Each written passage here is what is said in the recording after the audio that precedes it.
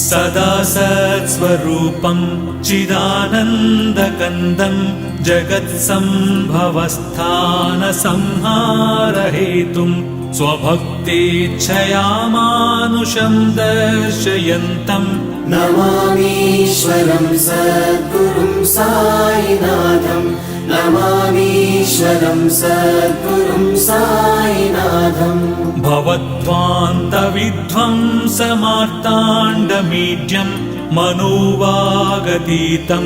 मुनिर्ध्यानगम्यं जगद्व्यापकं निर्मलं निर्गुणं त्वां नमामीश्वरं सद्गुरुं साईनाथं नमामीश्वरं सद्गुरुं साईनाथम् भवाम्बोधिमग्नार्दितानां जनानां स्वपादाश्रितानां